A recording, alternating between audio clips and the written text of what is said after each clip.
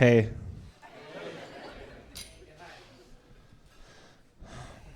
Guys, I've been doing stand-up for over 6 times, and this is a weird job. I've had a lot of weird jobs. When I was 18, I worked at Walmart. Have you guys been to Walmart yet? All right. Don't want to brag, I worked there. And in Oklahoma, where I'm from, again, not bragging. And when I first started working there is when they first started putting those $5 DVD bins up front on either end of the store. You've seen them. They're all over the country. Those are kind of like hummingbird feeders for white trash.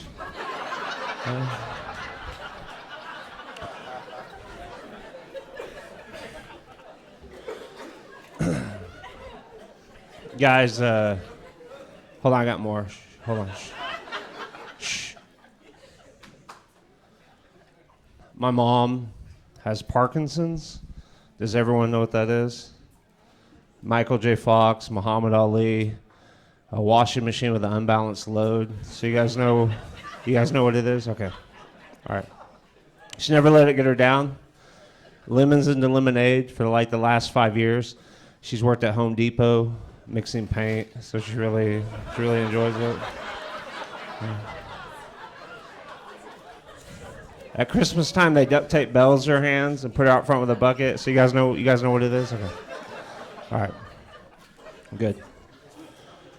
Her dad, my grandfather, had Alzheimer's, and everyone knows what that is except for him. So I'm probably gonna get one of those because I talk about it. And I did that joke. It's not really a joke. It's totally serious, but. After a show, a lady came up to me and she asked like a messed up question. She's like, which one would you rather have?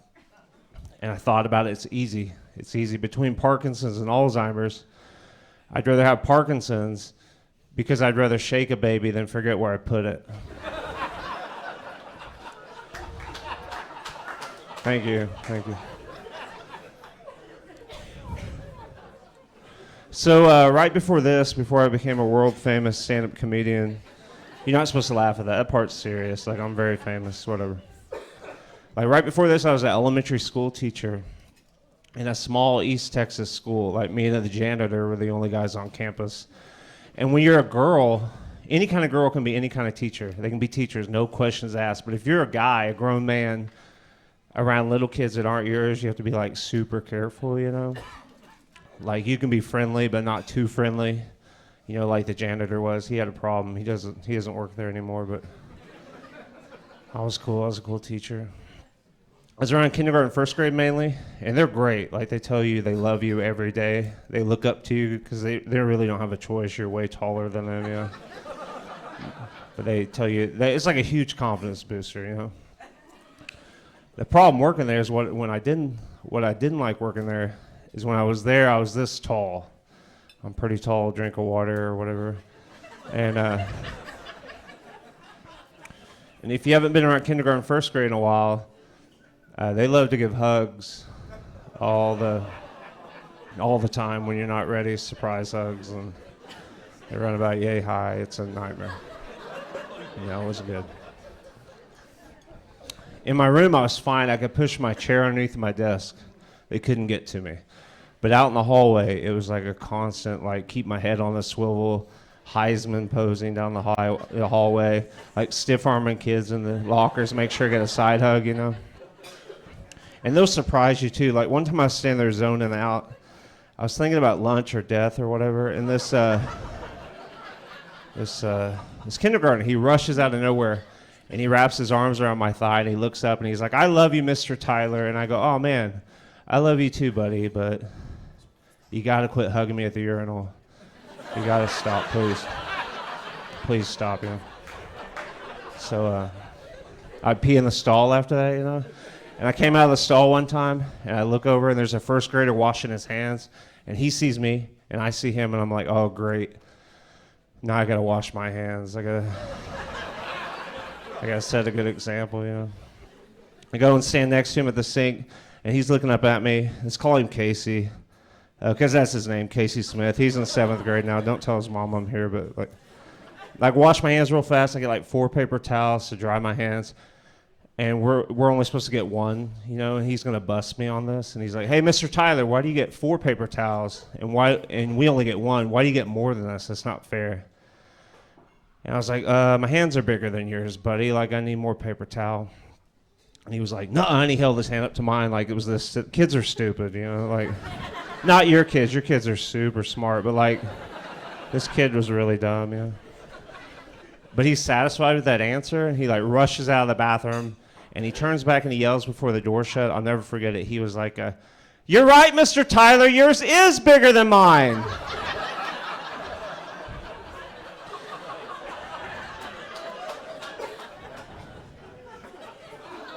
Yeah, I quit there, guys. I quit there. No matter what you heard on the news, I quit there. One of the things I did like working there, I used to do car pickup in the afternoon, and it's where you put the kids in the car, And these are younger kids, so some of these kids have really pretty moms, And it takes like 2 weeks to figure out which mom belongs to which kid, belongs to which car. So I would come out and find one of those kids, and I would call dibs on that kid. I'm like, "Hey, I got this kid. Don't worry about it. Oh, here comes your mom." And I like walk him out in the middle of the highway just so I could talk to her, I say, "Hey, how's it going? He had a good day. We love you. He loves you. I love you a lot." "What? Nothing. Goodbye." One of these kids was talking back in my classroom. He had a really hot mom. That's beside the point. But so I was very patient with him, And finally I was like, "Hey, you got to be quiet." And he's like, "Make me." And I was like, "Get out in the hallway." He knew he was in trouble. I go out in the hallway, and he's standing against the wall. He won't even look at me. So I was like, I'm going to be like a cool dad, cool teacher, I'm going to get down to his level. So I get down forehead to forehead with him, and I'm like, "Hey, buddy, man, you're having a rough day. You've been having a rough couple of weeks. What's going on? Is there something going on here or at home or with your mom? What's up with your mom? Has your mom asked about me yet? Or is she dating anybody? Or is she... Where's your dad at? Do you still have it? Where's your dad? I could be your dad. I love you. I love your mom." My wife still works at the school. She never liked that joke. We've been married 9 years, guys. Yeah, so we're about halfway done. And I'm just kidding. We've been all the way done for a few years.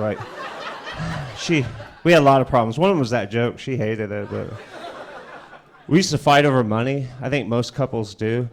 And that was back when we were both school teachers, because we weren't rolling in it, like I am now with this comedy thing. It's very, very lucrative, So she came out of Bath and Body Works one time. She had spent $12 on some stress relief lotion.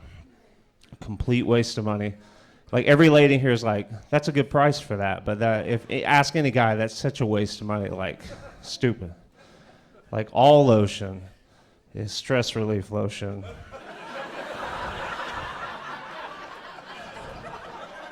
If you use it right. Like, they sell that at the Dollar Tree for this many dollars. Have you guys been to Dollar Tree yet? There's a hard clapper, sir. Yeah. We have a daughter together. She's 6. I take my daughter to McDonald's. I take me to McDonald's. She's kind of strapped in the back seat, but she likes it, Have you guys been to McDonald's yet? Okay. Of course, we're all adults. McDonald's has spent millions of dollars our whole lives to remind us that they sell McDonald's on TV and radio, It's such a waste of money. And then they use people that don't even eat there. And then they have so many commercials. They have segregated McDonald's commercials. Have you noticed that? There's white people McDonald's commercials, black people McDonald's commercials, Spanish-speaking Mexican McDonald's commercials. And the white one and the black one are both English. You don't need either one, both of them. It's such a waste. Has no one's noticed this? The white one is hipsters backflipping into McDonald's and Instagramming their food. And 90-pound girls are drinking real Coke. No. 90-pound girls don't drink real Coke. 90-pound girls do Coke. They don't really drink Coke. And then the black one's like, "Have a cheeseburger, bitch!" Or whatever. I don't really listen to hip-hop a lot. That's weird. It's so weird. And then the Mexican one's like, Donkashan, or whatever. I don't really speak Spanish, but like the point is like none of those people eat there. Yeah. They should do a commercial for the people that actually eat there. Like, I'll do it right now. I'll save them $1 million. If you know Ronald, tell him I got I got a good idea. So it should be for the people that actually eat there. It should open up on the play place. It should be a single mom begging her kid to eat something before it goes in the slide. And she's traditional single mom, like words on the butt of her sweatpants and a dolphin tattoo over the cankle, and she's not even looking at her kid. She's like on her phone, like uploading Marilyn Monroe quotes on Instagram, and like she's on Facebook, like, there ain't no good men at my church, and my ex is a dog, and join me on my plexus journey. You're like, damn it, Tim. Hide that from your newsfeed. Anyways, the kid's got a white trash name. Anyways, here we go. McDonald's commercial. Let me get ready. Here we go. Here we go. Oh, God.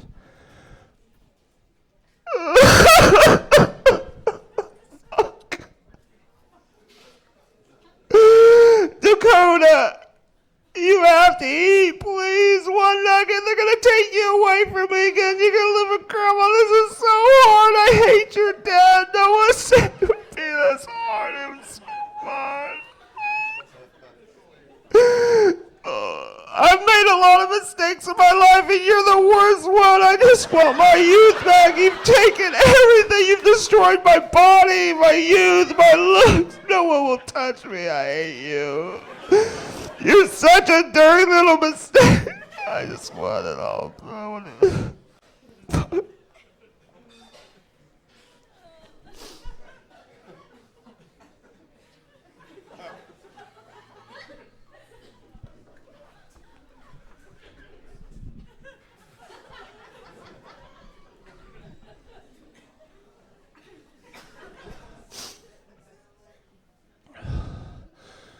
Ba-da-ba-ba-da.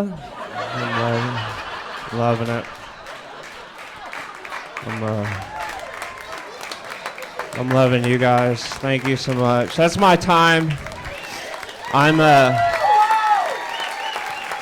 Tyler Elliott. You guys I'll be your host. I'll be up here 2 more times. That is a threat. You guys ready for your feature act?